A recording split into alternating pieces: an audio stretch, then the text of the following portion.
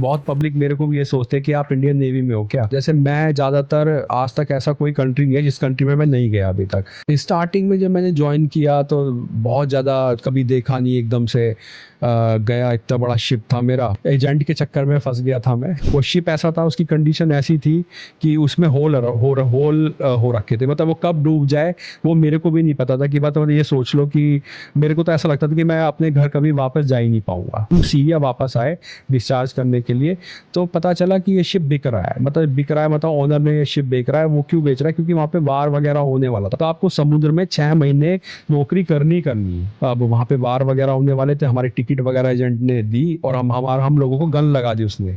मतलब गन लगा के सर पे बोलता है अभी तो हम टिकट दे भी रहे हैं और नहीं तो अभी आपको ये भी नहीं मिलने का, यहीं पे मरते रहो। आपको अभी आप सो रहे हो, एकदम से वेदर खराब हो जाएगा तो बहुत ज़्यादा मतलब रोलिंग पिचिंग होगी, तो आपको वॉमिटिंग होगी, आप सो नहीं सकते। तो वहाँ के ना वो हाईजैकर्स होते हैं बहुत, तो वो शिप पे आके अटैक कर देते हैं, पूरा हाईजैक कर लेते हैं। फिर वो कंपनी से डिमांड करते हैं कि भाई हमको इतना मिलियंस डॉलर चाहिए। मिलियन क्या, वो तो बिलियंस में बात करते हैं, तो शूट कर देते हैं शूट। हाँ, तो वो सब कुछ लूटते हैं। पहले तो आपके कैबिन में आईफोन है या आपका जो पर्सनल, हाँ, वो सब कुछ लूट लेते हैं। फिर कंपनी से डिमांड करते हैं कि भाई हमको इतना करोड़ रुपया चाहिए, इतना करोड़ मतलब मिलियंस और बिलियंस में डॉलर चाहिए। कि वहाँ से कोई शिप या कोई एरोप्लेन जाता है ना तो उसका कुछ पता ही नहीं चलता। क्या हाल है मित्रों? तो we are back with another interesting podcast. आज का पॉडकास्ट काफ़ी यूनिक होने वाला है। आज हम जानने वाले हैं मर्चेंट नेवी के बारे में और हमारे साथ हैं आज हमारे नए guest Aman Sharma ji. Welcome to the empty show. Thank you. So आज अमन शर्मा से जानेंगे कि मर्चेंट नेवी के यूनिक सीक्रेट्स, हिडन जो ट्रुथ्स होते हैं, कैसे वर्क होता है पूरा मर्चेंट नेवी में, क्या क्या दिक्कतें आती हैं और कैसे कोई बंदा जा सकता है मर्चेंट नेवी में। मतलब किसी को जाना हो तो पूरा प्रोसेस अमन शर्मा सर हमारे साथ बताएंगे। तो अमन शर्मा सर, आपको कितने साल हो चुके हैं मर्चेंट नेवी में? मेरे को 14 साल हो गए मर्चेंट नेवी में। मैंने 2011 से स्टार्ट किया था मर्चेंट नेवी। 14 साल का एक्सपीरियंस हो चुका है तो सर को बाकी जानेंगे। और थोड़ा सा जो अंदर की जो बातें होती हैं वो भी थोड़ा सा जानने की कोशिश करेंगे, क्या क्या जो चैलेंजेस हैं मर्चेंट नेवी में। क्योंकि इसमें क्या होता है सर कि जैसे हमने सुना है कि 6 महीने और 9 महीने तक इसमें मतलब कांस्टेंट रहना पड़ता है। हाँ, एक्चुअली इसमें ना डिपार्टमेंट होते हैं। एक इंजन डिपार्टमेंट होता है, एक डेक डिपार्टमेंट होता है और एक होता है सलून डिपार्टमेंट। तो इसमें ना ऑफिसर्स का जो कॉन्ट्रैक्ट होता है वो 4 महीने का होता है, ठीक है। जूनियर ऑफिसर्स का जो कॉन्ट्रैक्ट होता है वो 6 मंथ का होता है। जो क्रू का होता है वो 9 मंथ्स का होता है। कोई कोई कंपनी उसको 8+-1 भी करती है। जैसे केमिकल टैंकर पे आप जाओगे तो क्रू का जो कॉन्ट्रैक्ट होगा वो 8+-1 रहेगा। तो अलग अलग रैंक का अलग अलग मतलब कॉन्ट्रैक्ट लेटर टाइम पीरियड अलग होता है। हाँ, टाइम पीरियड अलग होता है। जो पोजीशन है उसके हिसाब से टाइम पीरियड होगा। तो आप किस पोजीशन पर काम कर? मैं मोटरमैन हूँ। मेरा जो डिपार्टमेंट है वो इंजन डिपार्टमेंट है। मैं मोटरमैन काम करता हूँ। और मोटरमैन मैं कैसे बना, पहले एक कोर्स करना पड़ता है, जीपी रेटिंग कोर्स। वो कोर्स क्या है, डीजी अप्रूव्ड होना चाहिए। डीजी अप्रूव्ड होने के बाद ही आपको मतलब इंडियन सीडीसी मिलती है, जो एक पासपोर्ट की तरह होती है, कंटिन्यू डिस्चार्ज सर्टिफिकेट बोलते हैं उसको, ठीक है। अगर वो कोर्स आपने किया और सीडीसी आपको मिल गई, फिर उसके बाद हमको एसटीसीडब्ल्यू करने पड़ते हैं। वो भी एक डीजी अप्रूव्ड कॉलेज से करने पड़ते हैं। डीजी अप्रूव्ड क्या होता है? ये डायरेक्टर जनरल ऑफ शिपिंग होता है इसका फुल फॉर्म, ठीक है। हमारा क्या है, बॉम्बे में एक मतलब आप ये समझ लिए एक मेन हेड ऑफिस है। सब कुछ हमारा मर्चेंट नेवी का रूल रेगुलेशन सब वही डीजी अप्रूव्ड मतलब डीजी निकालता है वहाँ से। बॉम्बे में इसका ऑफिस है। तो सारा हमारा मर्चेंट नेवी का रूल रेगुलेशन सारे फॉलो हम डीजी से अपना वही कंट्रोल करता है पूरा मर्चेंट नेवी को। तो इसमें जैसे कोई बंदा जाना चाह रहा हो, बेसिकली इसमें क्या कन्फ्यूजन होती है, जो मेरे को भी लगा कि हाँ भाई लोग बाग सोचते हैं कि ये गवर्नमेंट या जैसे आर्मी है, गवर्नमेंट सेक्टर है, तो वो सोचते हैं कि नेवी वो पार्ट है उसका। हाँ, एक्चुअली मैं ना इसको क्लियर करना चाहता हूँ। अभी क्या है ना, मर्चेंट नेवी और इंडियन नेवी में, ये तुम्हारे साथ ही नहीं, बहुत पब्लिक मेरे को भी ये सोचते हैं कि आप इंडियन नेवी में हो क्या। वो मेरे से पूछती है कि अरे यार कैंटीन का कार्ड वगैरह मिल जाएगा, दारू वारू लेनी है, ठीक है। बट मैं उनको समझाता हूँ कि मर्चेंट नेवी अलग डिपार्टमेंट है एज ए प्राइवेट, ठीक है। मर्चेंट नेवी बोले तो प्राइवेट सेक्टर है। उसमें क्या होता है, और इंडियन नेवी में तो आपको पता ही है, सब देश के लिए अपना है ना। वो Indian डिफेंस Navy, हो गया एक वो तरीके। डिफेंस हो गया, right. Air force, army, Indian navy, वो सब देश के लिए हम अपना, हमारे जो सैनिक हैं इंडियन नेवी के, देश की रक्षा के लिए अपना, हमारा क्या एक एरिया होता है। जैसे अभी आप किसी भी कंट्री में जाओगे तो वहाँ पे इंडियन नेवी बॉर्डर पे रहती है। जैसे यहाँ पे अपना आपने देखा होगा पाकिस्तान, लाहौर और अपना इंडिया का जो बॉर्डर है पंजाब में, जिसको बोलते हैं बागा बॉर्डर, है ना, वहाँ पे भी वो भी देश की रक्षा कर रहे हैं। ऐसे ही हमारा समुद्र में भी, क्या बोलते हैं, समुद्र में भी हमारे बॉर्डर बटे हुए हैं, ठीक है। हमारी कंट्री में कोई बाहर का बंदा ना आ पाए, इसलिए वहाँ पे इंडियन नेवी हमेशा मतलब तैनात रहती है हमें, हाँ, ठीक है। तो वो हो गया इंडियन नेवी। और मर्चेंट नेवी क्या है? मर्चेंट नेवी में आपका एक्सपोर्ट इंपोर्ट, ठीक है, जितना भी सारा सामान देश से किसी देश में हम भेज रहे हैं तो वो एक्सपोर्ट इंपोर्ट, या हम किसी देश से अपने इंडिया में लेके आ रहे हैं, वो एक्सपोर्ट इंपोर्ट में आ गया। अब इसमें कई टाइप के शिप होते हैं। जैसे हमारे पास रोरो शिप हो गए, ठीक है, पैसेंजर शिप हो गए, ठीक है, कंटेनर हो गए, ठीक है। मतलब टाइप्स ऑफ वेसल हमारे पास बहुत होता है। जैसे एक होता है जो अपना ये रोरो शिप हो गया, केमिकल प्रोडक्ट टैंकर, और अपना बहुत से शिप हैं, और हाँ, अभी तक तो मेरे को इतने ही ध्यान आ रहे हैं, ठीक है, बहुत शिप हो गए। तो मैं काम करता हूँ केमिकल टैंकर पे, हाँ, जो जितना भी डेंजरस कार्गो आता है ना वो केमिकल ही है, ठीक है। ऑयल टैंकर में क्या है? जैसे पेट्रोल, डीजल हैं, कैरोसिन, ये प्रोडक्ट टैंकर में आ जाते हैं, ठीक है। और केमिकल टैंकर में क्या है? जैसे कास्टिक सोडा, जितने भी एसिड, ठीक है, बहुत डेंजरस जो जितने भी केमिकल होते हैं वो केमिकल डिपार्टमेंट में आता है। रोरो शिप में क्या है? जैसे हम गाड़ियाँ वगैरह बाहर से एक्सपोर्ट इंपोर्ट करते हैं, वो रोरो शिप हो गया, ठीक है। तो कंटेनर शिप में जैसे कई टाइप के कंटेनर भी होते हैं। एक कंटेनर होता है जिसमें फ्रूट्स वगैरह हम लेके आ सकते हैं, उसके अंदर फ्रीजर्स होते हैं कंटेनर के अंदर, क्योंकि फ्रूट्स को ऐसे तो लेके नहीं आ सकते किसी कंट्री से, तो उसके अंदर फ्रीजर सिस्टम होते हैं, ठीक है। और जैसे बहुत कीमती सामान हो गया, सपोज़ हमें अमेरिका से और इंडिया में आईफोन वगैरह लेके आना है, तो वो भी सब कंटेनर में आते हैं। बड़ी सेफ्टी से आते हैं वो भी सब ना। जैसे कि आईफोन हो गया, मैकबुक हो गया, जितना भी बता इलेक्ट्रॉनिक्स का कॉस्टली सारा सामान है वो सब कंटेनर में ही आता है। इसमें लेट्स से कि कितना टाइम लगता है लाने में? जैसे वो कंट्री के ऊपर डिपेंड करता है। जैसे मैं ज़्यादातर, आज तक ऐसा कोई कंट्री नहीं है जिस कंट्री में मैं नहीं गया अभी तक। मैं ज़्यादातर ब्राज़ील, ठीक है, ब्राज़ील हो गया, कोलंबिया हो गया, इनको बोलते हैं साउथ अमेरिका कंट्री, ठीक है, और मैक्सिको और यूएस, ये सब यूएस के पास ही पड़ती है। मतलब यूएस के मान के चलिए आप, यूएस से पनामा जाएंगे तो 4-5 दिन, 5 दिन लगते हैं, ठीक है। तो और अगर आप यूएस से यूरोप जाएंगे तो आपको लगेगा 15 से 16 दिन समथिंग लगेगा। और आप यूएस से इंडिया आ रहे हैं तो मे बी 30 डेज़ लगेगा समथिंग। हाँ, तो ये रूट है ना, मतलब वहाँ से कितना दिन लगेगा वो सब वो हमारा डैक डिपार्टमेंट देखता है। वो सेकंड ऑफिसर चार्ट प्लान बनाता है पूरा, वो सेकंड ऑफिसर देखता है उसका कि हाँ भाई ये आज हमारा रूट है, हमको सामान देना है। वो चार्टर बताता है हमको सब कुछ कि आपका सामान, सपोज़ आपको डीजल आपने लोड किया और डीजल देना इंडिया में, तो उसका वो सब चार्टर बताएगा, सारा कुछ प्लान भेजेगा कि भाई मैं अब अपने शिप को यहाँ पे मैं लोडिंग करूँगा और वहाँ पे मैं डिस्चार्जिंग कर दूँगा। तो ये सब ब्रिज का काम होता है, वो सेकंड ऑफिसर वो सब इस चीज़ को देखता है। तो अभी जैसे आपने बताया कि बॉर्डर्स पे नेवी रहती है सब देशों की, हाँ, तो इंडियन वहाँ से नेवी। कैसे क्रॉस करना पड़ता है, या उनकी परमिशन लेनी होती है, या फिर वहाँ से वो सब वही देखते हैं? हाँ, बट अभी क्या है ना, जैसे हम लोग मर्चेंट नेवी वाले हैं तो हम लोगों को मतलब हम लोगों को इंडियन नेवी नहीं पकड़ती। जैसे आज कोई भी देश की नहीं पकड़ती हो? नहीं, मतलब मैं, मेरे को इतना उस चीज़ में आइडिया नहीं है, बट क्योंकि मैं मर्चेंट नेवी में हूँ।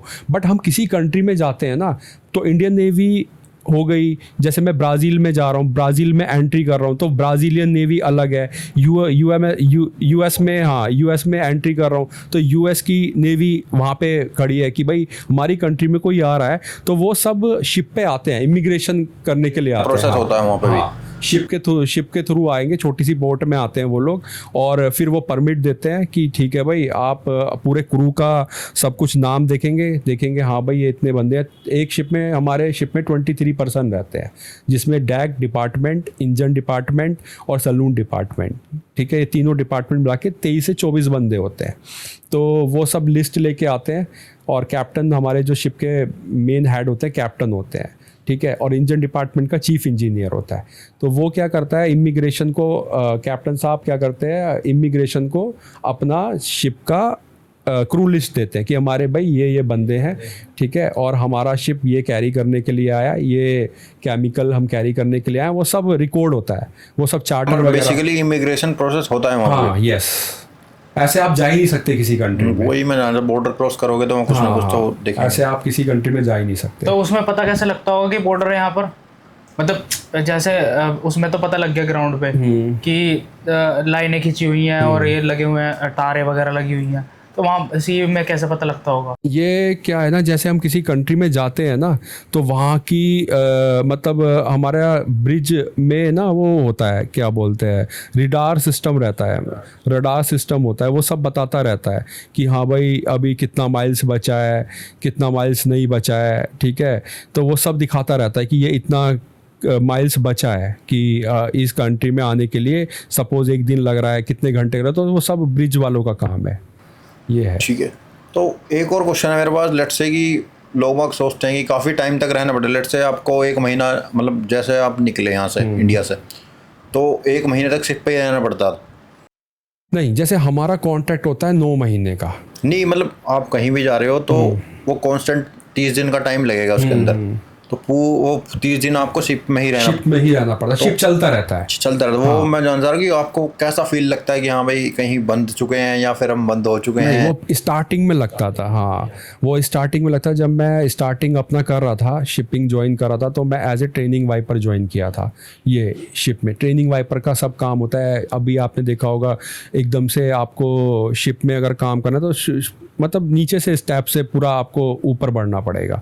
तो उसमें क्या है, ट्रेनिंग वाइपर का काम क्या होता है, सब क्लीनिंग वगैरह, ठीक है, और पेंटिंग वगैरह करना, ये सब शिप में, क्योंकि और तो बाहर का कोई बंदा ही नहीं आएगा, हम सबको ट्रेनिंग कराई जाती है इस सब चीज़ की।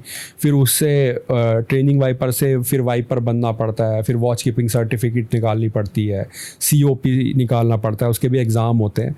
वो सब क्लियर करने के बाद फिर मोटरमैन बनते हैं।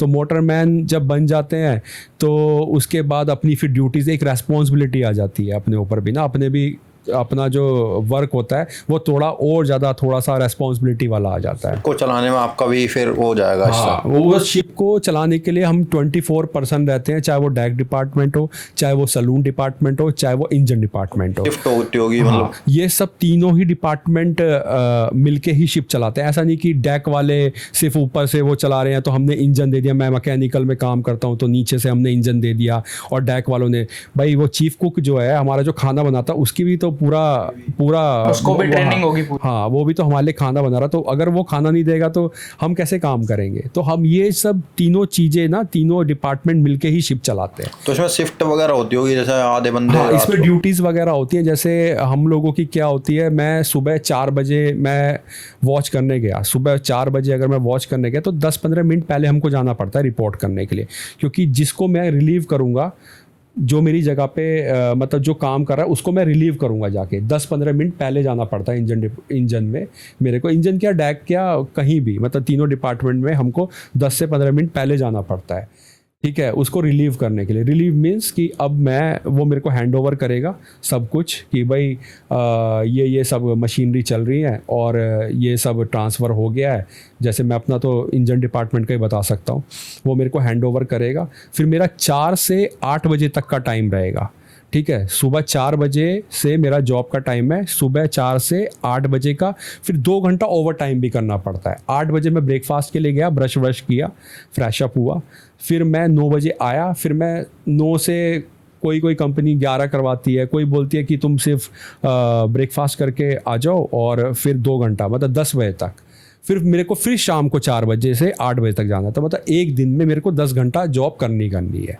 ये कांस्टेंट चलता है? हाँ, ये चलता है। 10 घंटे की वर्किंग आवर्स रहते हैं? सिर्फ मेरी रैंक पे, जैसे मेरी जो रैंक है, मैं हूँ इंजन डिपार्टमेंट में, तो मैं मोटरमैन हूँ, तो मेरे को एक दिन में 10 घंटा देना है। ऐसी डैक में होता है AB लोगों का, वो भी 10 घंटा देते हैं, उनकी भी वॉच सेम चलती है, ठीक है। और सलून डिपार्टमेंट तो उनका थोड़ा टाइमिंग का क्या है, वो सुबह आ जाते हैं बेचारे 6 बजे से, बड़ी मेहनत करते हैं वो, खाना पीना सब, क्योंकि आपको पता ही है 23 बंदों का खाना टाइम पे देना, क्योंकि जॉब एक शिपिंग एक ऐसा फील्ड है ना, उसमें लेट वगैरह बहुत ज़्यादा मतलब रेस्पॉन्सिबिलिटी वाला काम रहता है। अगर शिप कहीं डिले हो गया तो ऑफ फायर हो जाती है। ऑफ फायर मीन्स मतलब कि हमको ये नहीं कि हमारी वजह से शिप डिले हो रहा है, क्योंकि आगे भी जो हमको अगर ऑयल वगैरह डिस्चार्ज करना है, वो फाइन मार देती है वो कंट्री कि आप इस कंट्री में हमने जो टाइमिंग बोला है आप लेट आए हो, तो वो सब बहुत मोटा फाइन लगता है, वो कंपनी को उठाना रिस्पॉन्सिबिलिटी का काम है, मतलब टफ टास्क है। तो स्टार्टिंग के डेज में आपको कैसा फील हो रहा था जब आप स्टार्टिंग में जब मैंने ज्वाइन किया तो बहुत ज़्यादा कभी देखा नहीं, एकदम से गया, इतना बड़ा शिप था मेरा, ठीक है। मैंने किया था सोमालिया से स्टार्ट। हाँ, सोमालिया में मैंने एक कॉन्ट्रैक्ट निकाला, मेरा पहला शिप सोमालिया, सीरिया, ऐसी कंट्रियों में मैंने स्टार्ट किया था। जब मैंने एजेंट के चक्कर में फंस गया था मैं बताए, क्योंकि फ्रेशर को आपको पता ही है आज की डेट में कोई जॉब देता नहीं है, ठीक है। अब फ्रेशर को जॉब नहीं मिलती तो फिर पहले के टाइम पे हम लोग क्या करते थे, एजेंट पकड़ते थे। एजेंट वगैरह पकड़ेंगे तो वो पैसे लेता था एजेंट, और पैसे लेके वो गंदी कंट्री में डाल देता था हम लोगों को। पहले वहाँ पे गए, फिर वहाँ से स्टार्ट हुआ? हाँ, तो सीरिया में से मैंने स्टार्ट किया था। एक छोटा सा शिप था, वो शिप ऐसा था, उसकी कंडीशन ऐसी थी कि उसमें होल हो रखे थे, मतलब वो कब डूब जाए वो मेरे को भी नहीं पता था। कि मतलब ये सोच लो कि मेरे को तो ऐसा लगता था कि मैं अपने घर कभी वापस जा ही नहीं पाऊंगा, ऐसी कंडीशन थी, क्योंकि उसमें होल हो रखे थे शिप में, और फिर भी हम उस शिप को चलाते थे। बट मेरे को जॉब मिली, ठीक है, और मेरे को मतलब चांस मिला, क्योंकि वो भी पब्लिक को नहीं मिलता, पैसे देने के बाद भी पब्लिक को काम नहीं मिलता। बट फिर मैंने किया, फिर वहाँ पे ये अपना सीरिया में जब मैंने स्टार्ट किया तो हमारा पहला रूट था, सीरिया से हम गए यूक्रेन से फिर हम टर्की आए, फिर टर्की से फिर सीरिया। तो जैसे ही हम सीरिया आए तो वहाँ पे वार वगैरह स्टार्ट होने वाला था, तो हम लोगों को 9 महीने का कॉन्ट्रैक्ट था। हम लोगों को ये सब घूमते, सीरिया से निकलते, और फिर यूक्रेन में हम रुके 1-1.5 महीना, वहाँ पे डिस्चार्ज किया। फिर यूक्रेन से होते हुए हम टर्की आए। टर्की से जब हम आ गए तो फिर हम सीरिया वापस आए डिस्चार्ज करने के लिए। तो पता चला कि ये शिप बिक रहा है, मतलब ऑनर ने ये शिप बेच रहा है। वो क्यों बेच रहा है? क्योंकि वहाँ पे वार वगैरह होने वाला था ये अपना सीरिया में। तो हम लोगों को एकदम से एजेंट आया, आपकी कल की टिकट है और आपको जाना पड़ेगा इंडिया। तो हमने बोला हम तो पैसे दे के आए हैं, अगर हमको, क्योंकि एक है ना वाइपर में जब हम जाते हैं ट्रेनिंग वाइपर में, तो हमको एटलीस्ट 6 महीना करके आना होता है शिप पे एक्सपीरियंस, मतलब आपको समुद्र में 6 महीने नौकरी करनी है, ठीक है। उसके बाद आपको एक वॉच कीपिंग सर्टिफिकेट निकालना पड़ता है, उसके लिए आपको 180 डेज चाहिए वॉच कीपिंग सर्टिफिकेट निकालने के लिए। तो मेरे को 3 महीने में ही, हम जब इंडियन ही थे उस शिप पे, ज़्यादातर सब पैसे दे के आए थे, तो सबको 3 महीने में उतार दिया। अब 3 महीने में तो वो वॉच कीपिंग सर्टिफिकेट गवर्नमेंट देगी नहीं, DG हमको नहीं देगी, MMD देगी नहीं। तो फिर हम लोगों ने क्या किया, अब वहाँ पे वार वगैरह होने वाले थे, हमारी टिकट वगैरह एजेंट ने दी, और हम लोगों को गन लगा दी उसने, मतलब गन लगा के सर पे बोलता है अभी तो हम टिकट दे भी रहे हैं, और नहीं तो अभी आपको ये भी नहीं मिलने का, यहीं पे मरते रहो। फिर हाँ, सीरिया में फिर हमने सोचा कि यार मरने से तो अच्छा भाई निकल लो, ठीक है। अगर इंसान जिंदा है तो दूसरा भी चांस देख लेगा, जैसे भी है स्ट्रगल करना पड़ेगा, देखें करेंगे, कोई बात नहीं। फिर हम वहाँ से निकल के आ गए, और जिस एजेंट के थ्रू हम गए थे उस एजेंट को हमने फिर बॉम्बे पकड़ा। उस एजेंट ने बोला मेरा काम था, मैंने आपसे पैसे लिए, आपको शिप दिया, अब आपका बैड लक है। तो वहाँ पे भी मेरे 4-5 लाख रुपए बर्बाद हो गए थे, वो एजेंट लेके भाग गया था। तो जो भी न्यू कॉमर्स हैं वो जो है एजेंट से इग्नोर ही करें उनको। हाँ, मतलब कि अब तो एजेंट गिरी का थोड़ा काम भी, मतलब दुकानें इनकी बंद हो गई है, क्योंकि हाँ अब क्या है ना, इसमें ना जब आप किसी कंट्री में जाते हैं ना, तो इमिग्रेशन को DG जो हमारा है ना, डायरेक्टर जनरल ऑफ शिपिंग, एक मतलब हम DG मेल करता है कि ये बंदा बाहर जा रहा है, ठीक है। तो इमिग्रेशन वाले को ऑफिशियली मतलब एक मेल कर देते हैं कि ये बंदा बाहर जा रहा है, ये शिप का नाम है और ये इस कंपनी से जा रहा है। तो मतलब एक RPSL कंपनी, अब अच्छी कंपनी के थ्रू ही हम मतलब बाहर जा सकते हैं। अब एजेंट गिरी का बहुत कम काम हो गया है यहाँ पे। तो फिर उसके बाद आप इंडिया वापस आ गए? हाँ, फिर उसके बाद मैं इंडिया आया, फिर 2 महीना स्ट्रगल किया, फिर रोज़ हम उठते थे। फिर एक कंपनी ने मेरे को चांस दिया, मेरी लाइफ की पहली कंपनी थी वो, उसने मेरे को चांस दिया, एग्जीक्यूटिव शिप मैनेजमेंट ने।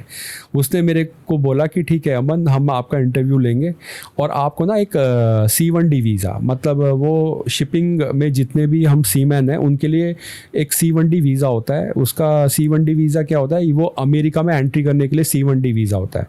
वो अमेरिका का वीज़ा होता है, अमेरिका का वीज़ा की भी कैटेगरी होती हैं।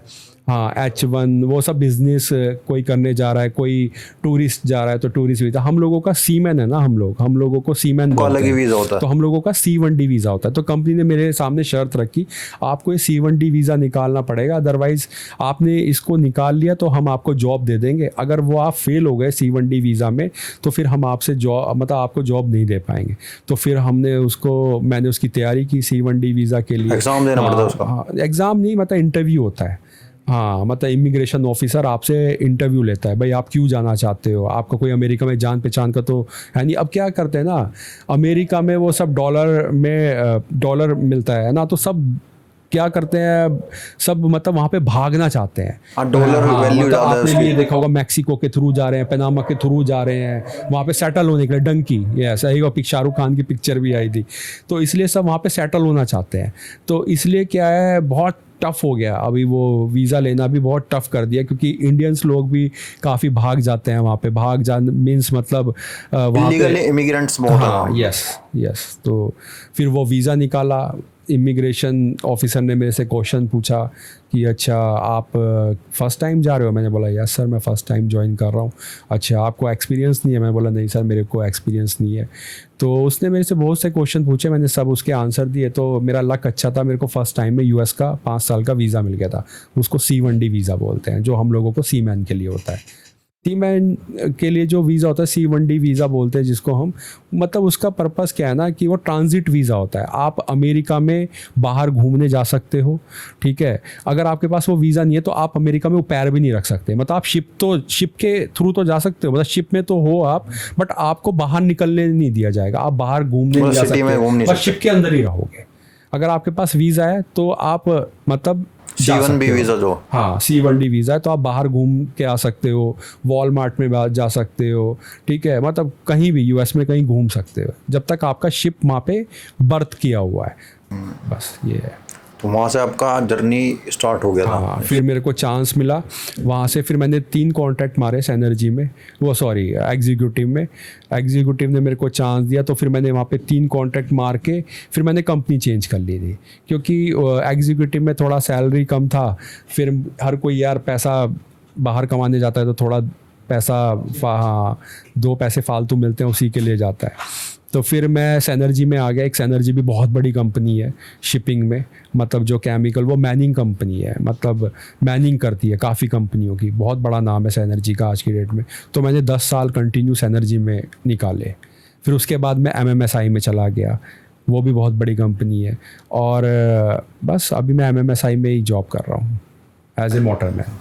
तो आपको शुरुआत में क्या क्या प्रॉब्लम हुई थी वैसा बॉडी में? मतलब अगर आप है ना फर्स्ट टाइम जा रहे हो तो आपको सी सिकनेस ज़रूर होगा। मतलब कि शिप का वेदर है ना, मतलब एक जैसा नहीं होता। जैसे आपको अभी आप सो रहे हो, एकदम से वेदर ख़राब हो जाएगा तो बहुत ज़्यादा मतलब रोलिंग पिचिंग होगी, तो आपको वॉमिटिंग होगी, आप सो नहीं सकते। क्योंकि शिप तो मतलब आप समझो ना, पूरी वेव्स वगैरह बहुत डेंजर मतलब सिचुएशन आती है, बहुत गंदा। हाँ, तो वॉमिटिंग होती है, किसी को खून की वॉमिटिंग भी हो जाती है, कुछ खाने का मन नहीं करता, ठीक है।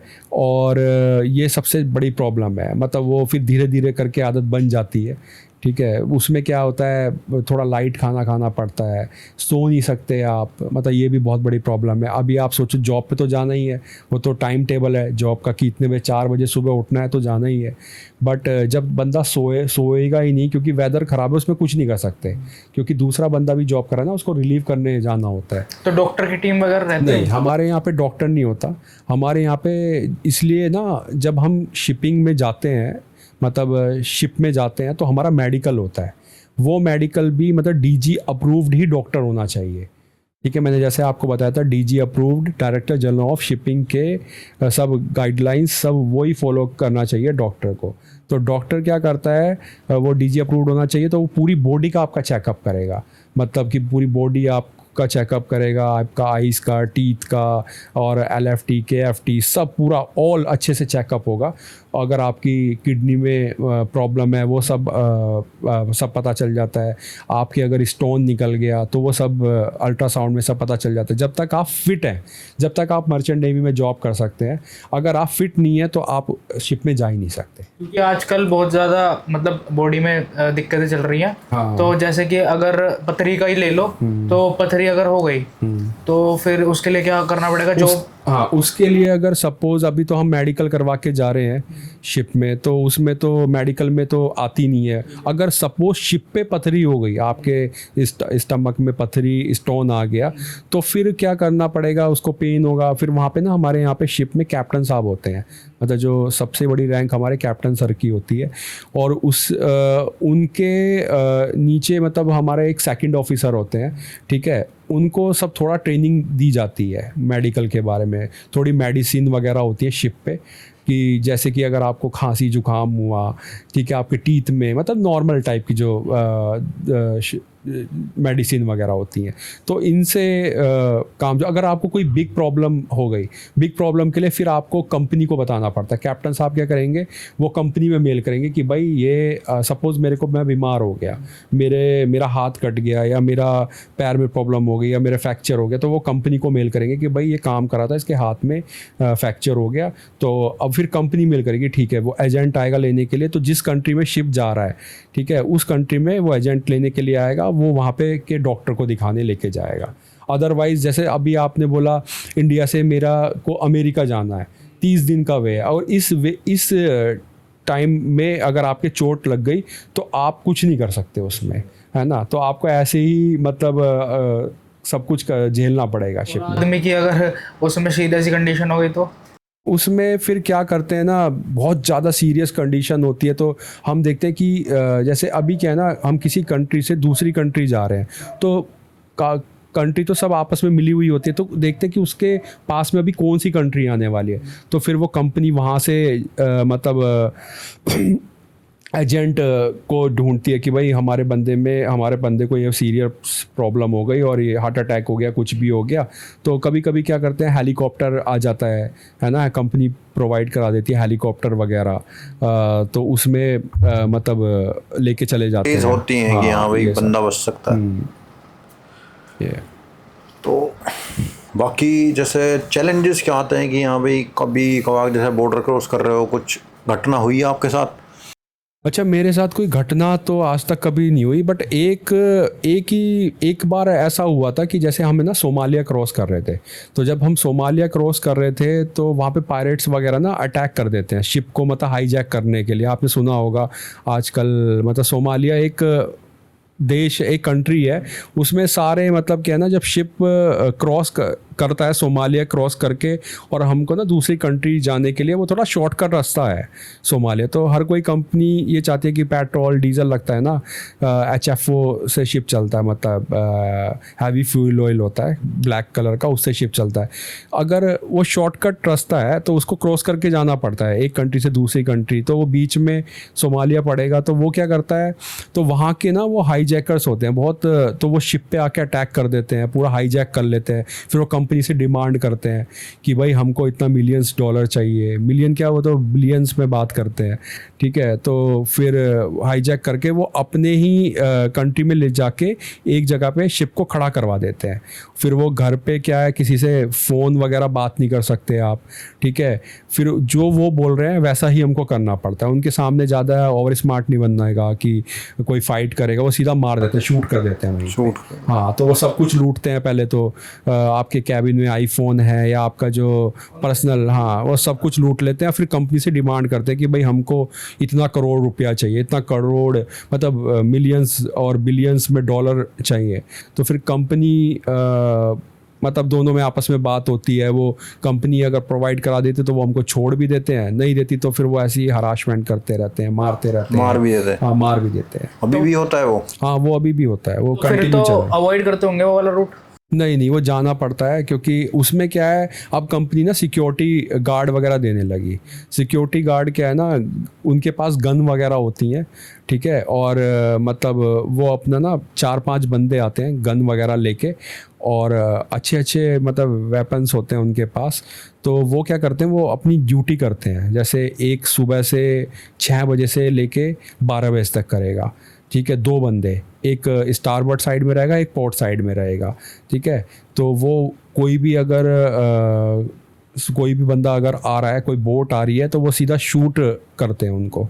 हाँ, अच्छा, बरमूडा ट्रायंगल वो कहाँ पे पड़ती है जगह?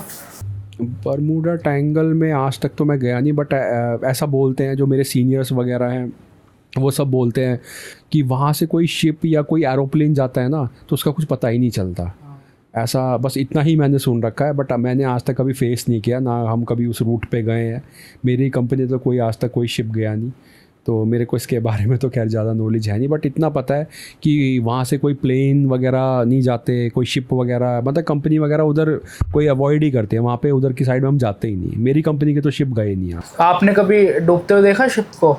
तो कोई हाँ कोई दिक्कत आ गई और शिप डूब गई हो? हाँ, ये मैंने नहीं देखा, बट नॉर्मली शिप डूब जाते हैं, मतलब कि अभी डी ब्लास्टिंग और डी ब्लास्टिंग के थ्रू भी, या कोरूजन हो गया, मतलब शिप आपस में भिड़ गए, ठीक है, तो भी होल हो गया शिप में, तो डूब जाते हैं, ठीक है। फायर हो गई शिप में, मतलब शिप है ना एक बॉम्ब है, मतलब शिप में आप ये सोचिए, मतलब पेट्रोल है, डीजल है, समुद्र है चारों तरफ, मतलब खतरा ही खतरा है। मतलब शिप एक बॉम्ब मान के चलिए आप।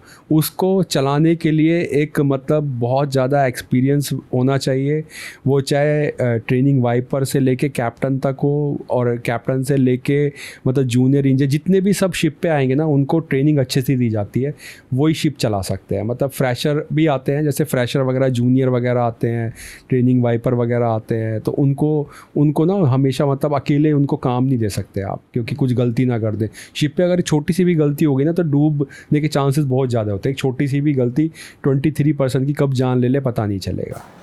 काफ़ी रिस्की काम है। काफ़ी रिस्की काम है। तो जैसे शिप पे भी काफ़ी कंट्रीज़ के बंदे भी रहते होंगे आपके साथ, या सब इंडियंस रहते हैं? ये मतलब कंपनी डिपेंड करता है। जैसे मैंने पहले कंपनी में जैसे काम किया है, मैंने आपको बताया था मैंने सीरिया से स्टार्ट किया था, है ना, तो उसमें मेरे साथ टर्की के बंदे थे, ग्रीस के बंदे थे, है ना। और मतलब अभी जिस कंपनी में मैं काम कर रहा हूँ 10 साल मैंने काम किया, और पहले 3 साल स्टार्ट किया 3 साल से, तो वो सब इंडियंस ही हैं, हम सब इंडियंस ही हैं, हाँ सारे। बट अभी जिसमें मैंने 10 साल काम किया, उसमें मेरी कंपनी जैसे बर्मिश है, बर्मिश मतलब म्यांमार कंट्री आपने सुना होगा, वो ले लेती है, रोमानियन को ले लेती है, मतलब कोई बंदा, ठीक है। तो मिक्स क्रू भी होता है, मतलब मिक्स क्रू होता है, हाँ। काफ़ी कंट्रियों के बंदों के साथ भी काम किया है। वो कंपनी के ऊपर डिपेंड करता है कि वो कहाँ की नेशनलिटी उठा रही है। तो इसमें मतलब 9 महीने बाद फिर आपको दूसरी कंपनी है उससे ही कॉन्ट्रैक्ट लेना पड़ता है? नहीं, हमारा कॉन्ट्रैक्ट बेस होता है। हमारा 9 महीना मतलब मैं तो केमिकल टैंकर पे हूँ, तो मेरा 8+-1 कॉन्ट्रैक्ट होता है, ठीक है जी। तो 8+-1 का मतलब ये होता है कि आप 8 महीने में भी उतर सकते हैं, 7 मंथ में भी उतर सकते हैं, और आप 9 मंथ्स में भी उतर सकते हैं। मतलब 9 मंथ कंप्लीट हो गया, देन आपको फिर रिन्यू दोबारा? उसमें क्या होता है ना, जैसे 7 मंथ में कंपनी और मतलब कभी कभी क्या होता है ना, किसी कंट्री में बहुत रूल रेगुलेशन ज़्यादा होते हैं, वहाँ पे साइन ऑफ नहीं होता। वो बोलते हैं कि हम आपके बंदे को यहाँ पे नहीं उतार सकते, तो आप दूसरी कंट्री से ट्राई कर लेना। मतलब रूल रेगुलेशन जिस कंट्री में ज़्यादा होते हैं, तो कंपनी वहाँ से अवॉइड ही करती है, वो 1 महीना एक्स्ट्रा खिंच जाता है, तो वो तो सब चलता रहता है, तो नॉर्मल सी बात है। तो यही है। मतलब लेट्स से कि 9 महीने पूरे हो गए आपके कॉन्ट्रैक्ट के, तो फिर आपको कंपनी दोबारा रिन्यू कर देती है उसको, अगर पूरा हो गया होगा? नहीं, जैसे मैं कॉन्ट्रैक्ट साइन करता हूँ, जब मैं शिप ज्वाइन करूँगा तो मेरे सामने कॉन्ट्रैक्ट, सैलरी, मतलब कॉन्ट्रैक्ट में क्या होता है, आपका कितने मंथ्स का कॉन्ट्रैक्ट है, आपकी सैलरी कितनी है, ठीक है, और आप किस शिप पे जा रहे हो, ठीक है, और आपका मेडिकल, आपका जो मेडिकल होगा, अगर आपको कुछ हो गया तो फैमिली का भी मेडिकल होता है, आपका भी जॉब कर रहे हो तो आपका भी मेडिकल होता है, वो सब कुछ लिखा रहता है। अल्कोहल पॉलिसी होती है, बहुत सारी पॉलिसी होके एक बहुत मतलब 10-20 पन्नों का कॉन्ट्रैक्ट लेटर होता है, उसको साइन करके जाना होता है। ठीक है, रूल रेगुलेशन होते हैं, क्योंकि आज की डेट में हम समुद्र में कुछ नहीं डाल सकते, एक प्लास्टिक का छोटा सा रैपर नहीं डाल सकते, है ना, ऑयल पोल्यूशन नहीं कर सकते, ठीक है, एयर पोल्यूशन नहीं कर सकते, तो बहुत रूल रेगुलेशन वो हमको सब साइन करके जाना होता है। ठीक है, कि अगर हमने किया तो सीधा जेल है, मतलब किसी भी कंट्री में अगर आप जा रहे हो उसकी कंट्री को हमको ख़राब नहीं करना है। ठीक है, तो ये सब चक्कर होता है। बाकी वुड यू सजेस्ट कि किसी को जाना चाहिए इसमें? हाँ, अगर किसी को जाना चाहिए तो मेरा मानना बस और ये किन है। बंदों को जाना चाहिए? हाँ, मेरा मानना ये है अगर कि मर्चेंट नेवी आपको ज्वाइन करना है भाई, अभी जैसे फैमिली वाले बंदे होते हैं, जैसे मैं घर में इकलौता लड़का हूँ, मेरी फैमिली को ये पसंद नहीं है ये जॉब करना। ठीक है, क्योंकि जब बैचलर थे, मतलब शादी हो गई, ठीक है, 9 महीना घर में बहुत प्रॉब्लम भी आती है। मम्मी अभी मेरी बीमार हो गई थी, वाइफ की डिलीवरी थी, उस टाइम पे मैं नहीं था, घर में फंक्शन होते हैं, तो 8-8 9 महीना आप समझ रहे हो ना कि बहुत टफ़ लाइफ होती है। फैमिली के साथ भी मतलब हम खड़े नहीं हो सकते, तो मतलब अगर हम अब क्या कर सकते हैं यार, पैसे के लिए तो सब कुछ करना ही पड़ सकता है। हाँ, ये है। सैलरीज वगैरह अच्छी हैं इसमें? हाँ, सैलरी वगैरह जैसे कैप्टन की सैलरी, मतलब मर्चेंट नेवी में क्या है, सैलरी मिलती है, हम एक रिस्क है, मतलब हम अपनी लाइफ को ख़त्म ही करें ना समुद्र में। आप 23 बंदों के साथ ही आपको बात करनी है, उन्हीं के साथ रहना है। ठीक है, समुद्र में आप ना बाहर जा सकते, एक महीना आप इस कंट्री से उस कंट्री जा रहे हो, बस काम करे, काम आपका ख़त्म हुआ, आप अपने कैबिन में चले गए, ठीक है, कैबिन से फिर अपने काम पे आ गए, तो इस चीज़ का पैसा मिलता है। वहाँ डेंजर लाइफ है बहुत ज़्यादा, इस चीज़ का पैसा मिलता है। जैसे कैप्टन और चीफ इंजीनियर जितने ऑफिसर्स होते हैं उनकी सैलरी बहुत अच्छी होती है, नो डाउट, मतलब एक अच्छी लाइफ जीते हैं वो लोग। तो ये है, सारी सैलरी तो वगैरह अच्छी है मर्चेंट नेवी में। मतलब और इसमें रिटायरमेंट का क्या प्रोसेस होता है? इसमें रिटायरमेंट कोई कंपनी मैंने देखा है, मैंने अपने 14-15 साल के एक्सपीरियंस में देखा है, अगर आपका मेडिकल फिट है ना, आपका पूरा बॉडी फिट है, तो आप मे बी 60 साल तक भी कर सकते हो। मैंने देखा है कि मेरे शिप पे कैप्टन साहब हो गया, और जैसे और भी क्रू को मैंने देखा है 65 साल तक भी काम करते हुए देखा है, 65 ईयर्स के भी मैंने देखे हैं काम करते, बट वो मेडिकल फिट है। अगर आपको मेडिकल में कुछ भी दिक्कत है तो आप ज्वाइन नहीं कर सकते, चाहे आप 18 साल के हो, चाहे आप 17 साल के हो, चाहे आप तो वो रिजेक्ट कर देते हैं पहले? हाँ, वो आप शिप पे ज्वाइन नहीं कर सकते।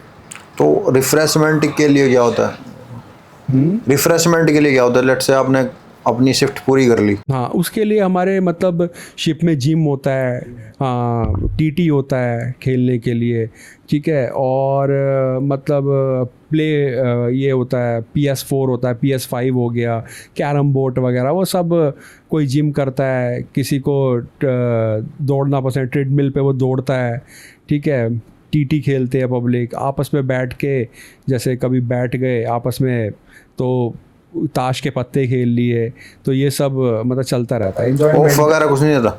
हाँ, मतलब कोई कंपनी क्या करती है, संडे में ऑफ मिलता है।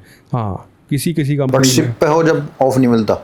हाँ, शिप पे जैसे मैं इंजन डिपार्टमेंट में हूँ तो हम लोगों को ऑफ वगैरह नहीं मिलता।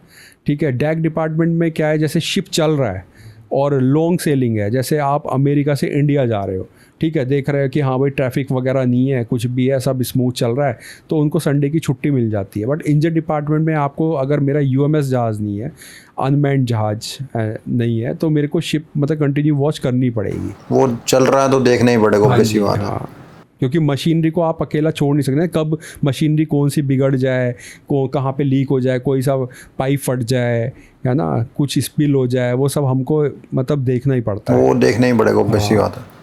कंट्रीज़ में कैसा एक्सपीरियंस है? आपने कहा कि काफ़ी कंट्रीज़ में जा चुके हैं, तो कंट्रीज़ के बारे में बताइए कि आपका कौन सा बेस्ट कंट्री लगी आपको? मेरे को साउथ अमेरिका बहुत अच्छा लगता है। हाँ, वहाँ के लोग मतलब बहुत मतलब पोलाइटली, मतलब बहुत हेल्पफुल बंदे हैं। रशिया भी अच्छा है। साउथ अमेरिका थोड़ा सा डेंजरस कंट्रीज भी है वहाँ पे, आई थिंक। वहाँ पे मतलब ड्रग्स वगैरह का ज़्यादा वो होता है, ठीक है, ड्रग्स वगैरह का कुछ ज़्यादा है वहाँ पे, बहुत क्रिमिनल्स भी हैं वहाँ पे। हाँ है, बट लोग इतने मतलब अच्छे हैं, अगर हेल्पफुल बंदे हैं, मतलब वहाँ का सी फूड अच्छा है, साउथ अमेरिका का सी फूड अच्छा है, साउथ अमेरिका में ब्राज़ील है आई थिंक, मैक्सिको है, पनामा है, अर्जेंटीना है, चिली है, कोलंबो है, ये सब कंट्रियाँ बहुत अच्छी हैं। और यूरोप भी अच्छा है, यूरोप नो डाउट, यूरोप में आपका जैसे नीदरलैंड हो गया, ठीक है, और अपना बेल्जियम हो गया, बेल्जियम बहुत सुंदर कंट्री है, स्विट्ज़रलैंड हो गया। किस मैं तो कंट्री आज में तक- ज़्यादा रहे हो आप, कि मतलब मैक्सिमम टाइम कहाँ? मैंने ज़्यादातर साउथ अमेरिका, अमेरिका, यूरोप, ठीक है, और इन ज़्यादा कंट्रियों में मैंने टाइम निकाला है। और जैसे- सबसे बेकार एक्सपीरियंस इसमें रहा है? ये मेरे को गल्फ़ कंट्री वगैरह अच्छी नहीं लगती, क्योंकि यहाँ पे रूल रेगुलेशन बहुत है। मतलब आप बाहर जा रहे हो तो बहुत रूल रेगुलेशंस हैं यहाँ पे। मतलब कि आप बाहर जैसे किसी कंट्री में, पहले ही बात, जैसे आप बाहर गए, ठीक है, अब बाहर बंदा जाता है फ्रेश अप होने के लिए जाता है कि चलो भाई, अभी कोई जैसे सपोज आप ड्रिंक कर रहे हो, ठीक है, ड्रिंक कर रहे हो, ठीक है, इतने दिन बाद आपको बाहर घूमने का मौका मिला तो चलो भाई थोड़ी सी ड्रिंक वगैरह कर लिया, अच्छा खाना खा लिया। बट ये कंट्री में ज़्यादा घूमने का ना कुछ है नहीं, क्योंकि मुस्लिम कंट्रियाँ हैं, इनके रूल रेगुलेशन, हाँ, इतने रूल रेगुलेशन के बहुत ज़्यादा स्ट्रिक्ट टाइप के होते हैं। और इंडियंस को लेकर कैसा? इंडियंस को ज़्यादातर यूरोप में बहुत प्यार मिलता है, साउथ मतलब अमेरिका में भी बहुत प्यार मिलता है इंडियंस को। इंडियंस ने अपनी एक मतलब बहुत अच्छी इज्जत बना रखी है। साउथ अमेरिकन आई थिंक वहाँ पे इतने इंडियंस है नहीं कि जितने यूरोप में। हाँ, मेरे हिसाब से ना, जैसे साउथ अमेरिका में बहुत कम इंडियंस हैं, ज़्यादातर अपने इंडियंस मिलेंगे अमेरिका में, काफ़ी इंडियंस हैं, गुजराती लोग बहुत अमेरिका में है, ठीक है, और अपना यूरोप में काफ़ी इंडियंस हैं, दुबई में तो बहुत ही इंडियंस हैं। ये काफ़ी पॉपुलर हाँ, कंट्रीज हैं। ये तो सब है। मेरी काफ़ी बात होती है साउथ अमेरिकन कंट्रीज़ के लोगों से, तो वो कह रहे हैं इतने इंडियंस हैं नहीं यहाँ पे। है, ऐसा नहीं है, जैसे हम बाहर जाते हैं तो मिलते हैं, किसी किसी ने रेस्टोरेंट खोल रखे हैं, इन कंपैरिजन टू मतलब यूएस इतने नहीं है, बहुत इतने कम है। नहीं है, हाँ, इतने तो नहीं वहाँ के जो लोग हैं थोड़े से मैच भी करते हैं, इंडियन जैसे ही लगते हैं, मैंने देखे हुए हैं। यस।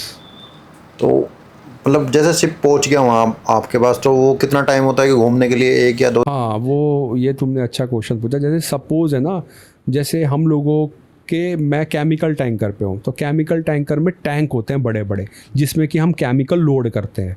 जब तक वो लोडिंग और डिस्चार्जिंग, जैसे सपोज मैं अमेरिका में लोड करके, और मेरे को लोड करने में ही आप मान के चलो 2 दिन शायद लगते हैं हम लोगों को ना लोड करने में। हाँ, वो सारे पंप्स वगैरह से लोडिंग वगैरह होती है, ठीक है, तो 2 दिन लग जाते हैं। जब तक शिप खड़ा है तो आपका अगर जॉब करके आप अपने कैबिन में आए तो आप नहा धो के, मतलब फ्रेश अप होके आप बाहर जा सकते हो।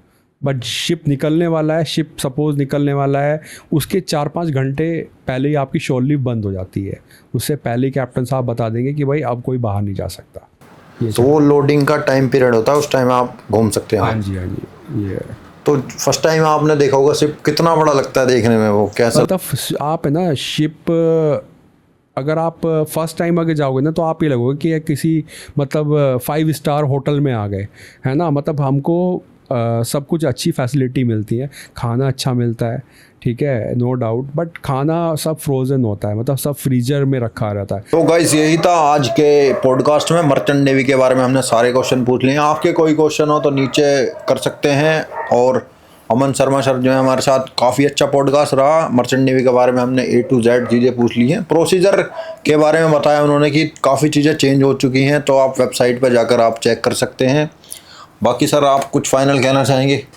बस मैं यही बोलना चाहूँगा, जब भी मर्चेंट नेवी ज्वाइन करोगे तो एजेंट वेजेंट के चक्कर में मत पड़ना, एक प्रॉपर वे से आना, पढ़ाई लिखाई करके आना, एक प्रॉपर वे होता है, तो उसी के थ्रू आना। एजेंट वेजेंट के चक्कर में आओगे तो पैसा बर्बाद हो जाएगा और टाइम भी वेस्ट होगा, कुछ मिलेगा नहीं। बस इतना ही बोलना चाहूँगा। ठीक है, तो पॉडकास्ट को एंड करते हैं यहाँ पर, मिलते हैं नेक्स्ट पॉडकास्ट में। और कुछ भी क्वेश्चन हो मर्चेंट नेवी से रिलेटेड आप नीचे कमेंट कर सकते हैं, बाकी सर रिप्लाई कर देंगे। अगर कुछ एक रीजनेबल होगा, सेंसेबल क्वेश्चन होगा तो ज़रूर रिप्लाई मिलेगा, किसी को इन्फॉर्मेशन चाहिए हो तो। Thank you.